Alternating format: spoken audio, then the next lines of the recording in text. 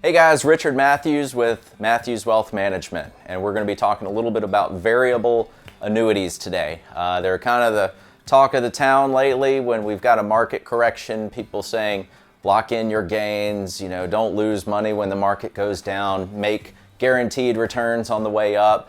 We're going to talk a little bit about what is a variable annuity, how do they work, and then go through an example of an actual variable annuity. So first things first, an annuity is actually a form of life insurance. So we're going to talk about this variable annuity, which is nothing more than a contract, okay? And so the way this contract is set up, you have to fund it. You have to move some money into the annuity itself, and typically this is going to be an IRA or a 401k or some lump sum of cash that's going to be invested into the variable annuity. Now, inside of the variable annuity, there are a number of clauses written into some legal language, but one of the main ones stipulates that if you, say, put $100,000 into the variable annuity, let's say we have some market issues and it starts to drop off. And unfortunately, let's say you pass away and the cash value is a small portion of what you invested into the variable annuity. Well, there is a clause in here that says that the difference in your cash value and your initial premium that you put into it will be given to your beneficiaries and they'll be made whole for the full amount there. So the amount between your cash value and the death benefit is actually life insurance. It's a form of life insurance and you pay a premium for it each year. So that's one of the clauses that goes into here. There are additional clauses that you can have put in there as far as guaranteed growth and having a death benefit that rises, and so all these different clauses have different costs associated with them, and so you can build out your variable annuity with different features. So the last area I really want to highlight is once your dollars come in here, they get invested into all of these different types of sub-accounts. And a sub-account is nothing more than a mutual fund. In fact, they're run by mutual fund companies that associate with the insurance company that runs a variable annuity. So they have their own set of fees and things included. And they also invest in different types of investments. It could be stocks, real estate, commodities, alternatives, etc. So we're going to come back and talk a little bit about a specific annuity and really put some dollars and details to what the overview of a hypothetical annuity looks like. Hey guys, now we're going to talk about a specific variable annuity, and the one that we're using today is Prudential. It's their Premier Retirement, and we're going with the X Share. The X Share is actually a bonus annuity, so in some of these cases you can get an extra upfront bonus to the amount of money you invest. Obviously there's no such thing as a free lunch, so those tend to come back and bite you as far as fees. So let's go through how these work specifically so that you're more informed when you're talking about a variable annuity with an investment professional. So for the Prudential Premier Retirement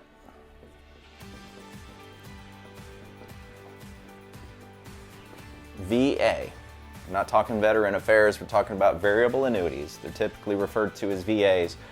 We have a number of different ways that we have to pay fees. So if you recall in our last part, we talked about if the value of the cash underlying sub-accounts drops below the initial premium and you pass away, your beneficiaries are made whole, and that comes from life insurance. So what that's referred to is mortality and expense. And so for the Prudential Premier Retirement, the mortality and expense is 1.70%. It's coming out of your cash value every single year. If you were to make 0% in the underlying sub-accounts, your cash value would drop by 1.7% per year. Also, we have to look at the administrative cost. And the administrative cost, just like most investments, helps with deferring the cost of marketing, as well as record keeping, statements to be sent out, auditing, etc. So the administrative cost on the Prudential annuity is 0.15%. So if you want to learn some lingo when next time you're talking about a variable annuity with somebody trying to sell you one, we refer to this as M and E and A. So M and E and A for this annuity is 1.85% that you're paying off the top every year from your cash value. So the next area that we talked about in the last segment was based on sub-accounts, which work very similar to mutual funds, and they have an annual expense ratio as well. So for this Prudential Premier Retirement, we have the annual expense, and that ranges, all the sub-accounts go from 0.31% all the way up to 1.57%. Typically, let's say I get a new client who bought one of these, hypothetically in 2015, we typically will look to rebalance and reallocate and get it in line with the investment objective of getting a certain rate of return. So really what we'll see is an average expense ratio for the underlying sub-accounts somewhere around 1.10%, which is high. I mean, typically we want to stay under 0.5% if we can, but 1.1 is just a reflection of the type of sub-accounts and mutual funds that these things use. So that's a little on the high side, but we're starting to see them add up. The last thing that I want to cover for an annual cost against the cash value is what we call living benefits. So living benefits or enhanced death benefits are those extra clauses that we mentioned before. And the one that we're going to reference for Prudential is a very common one. Let's see, it's actually called the highest daily, I'm going to abbreviate HD, highest daily lifetime income. And this one is version 2.1 with highest daily death benefit. So we're not going to cover in this video how these types of riders work. A rider is just an enhancement or another way of looking at how to calculate a withdrawal rate or an income rate out of an annuity. But in this example, this rider, which is very typical, currently costs 1.5% per year. Now, Prudential also inside of their prospectus, which nobody reads, reserves the right to up this to 2%. So if Prudential gets into trouble financially and they need to start increasing their fees to stay afloat, they reserve the right to increase these fees. But let's not count that right now, because right now they are at 1.5%.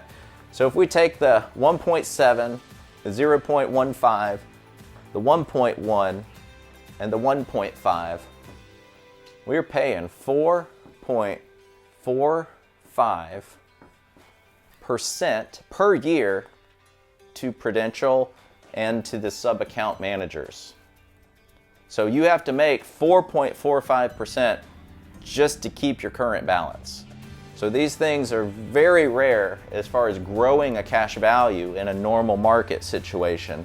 A lot of people have issues with paying 1% to an investment advisor or 1.5% or whatever the fees may be, but the contrary side, when you hear people on the radio talking about, you know, take all the risk off the table, have guaranteed locked-in gains, and never lose a penny in the market, you can pay for that if you want to. You're buying insurance through an annuity, which is a form of life insurance. So we'll do some more deep dive videos about the types of riders and how these work, but typically this is the deterrent for most people as they can see it. Thanks for joining us.